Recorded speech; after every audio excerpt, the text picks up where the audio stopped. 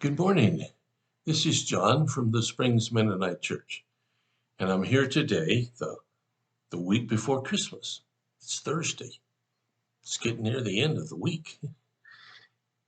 And I want to share again the story from, from the book of Luke, the story with Mary when Elizabeth visits. I want to look at verse 46 through 50 of Luke chapter 1. Here's what it says. And Mary said, "My soul magnifies the Lord, and my spirit rejoices in my Savior. For he has looked with favor on the lowliness of his servant. Surely from now on all generations will call me blessed. For the Mighty One has done great things for me, and holy is his name. His mercy is for those who fear him from generation to generation." Mary responds to the greeting of Elizabeth. The story is the baby and Elizabeth has jumped for joy. And so now here we have Mary's response to that with this praise of God. Perhaps now she begins to understand. Now, she got a long time ahead. She got 9 months to contemplate more and more and more about what's going on. But this is the moment where things finally begin to make sense. And maybe you've had some of those in your life when nothing seemed to work and you tried this, you tried that, and then finally maybe something has come together. And if it hasn't happened yet, the good news is it's still around the corner. And she says, "My spirit rejoices in God, my Savior." You know, Christmas time is about rejoicing. Singing joyful songs. I don't know if you like to play those songs or not. I do. It's about watching kids get all excited. We had a Christmas program here, and it was really, really neat. Kids were excited. Folks were excited. It's just a time of being joyful and being excited. But it's also a time of understanding. We have to understand the real meaning of Christmas here. And I know it's about presents and it's about lights and it's about songs. And all of those things bring me good memories from the past. I I have lots of memories. I hope you do too. Good ones about this time of the year.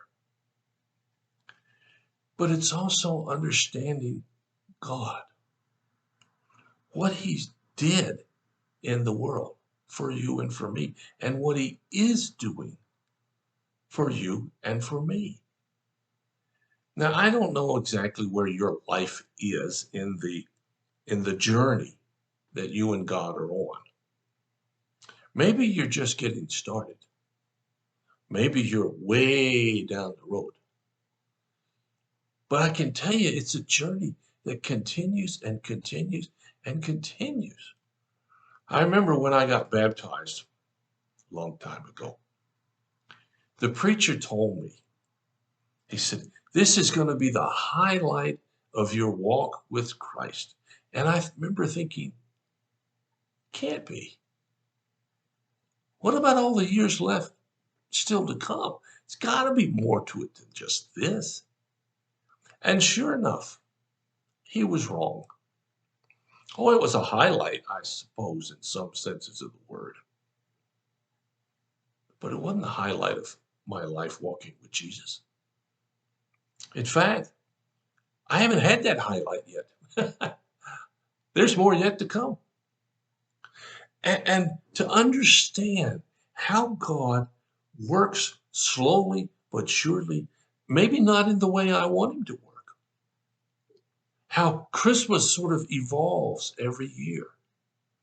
We try to get a new ornament once a year for the tree. And I think about my Christmas trees 30 years ago and mine today. And it's a very, very different thing. I think about my understanding about God at work 30 years ago and today. It's a very, very different thing. The hope of Christmas is the fantasticness of God coming into the world with his son in order that you and I might walk with him hand in hand. That is the meaning of Christmas. And I hope that's your meaning of Christmas.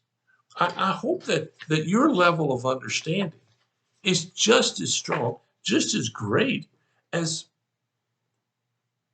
Mary's was. So think about it for now. Where are you in your life?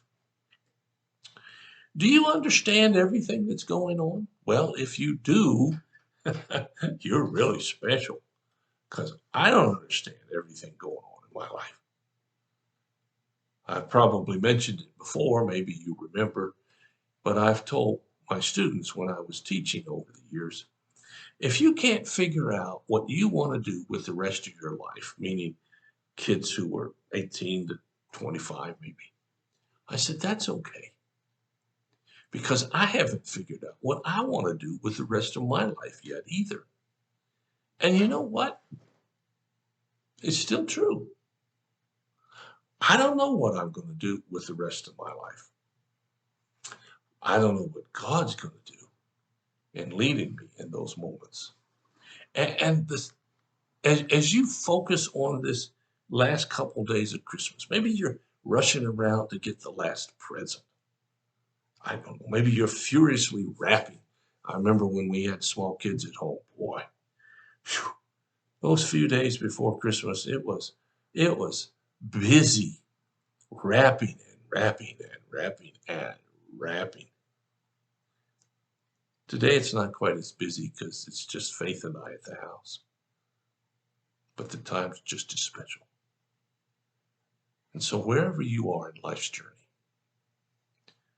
I hope you understand what God's trying to tell you. And if you don't, it's okay. Keep listening, and he'll point it out. Thanks for listening today. God bless you. Be back one more time before Christmas. If there's anything we can do to help, please let us know. We'll do everything we can as fast as we can to help meet your need. God bless you. I'll talk to you again.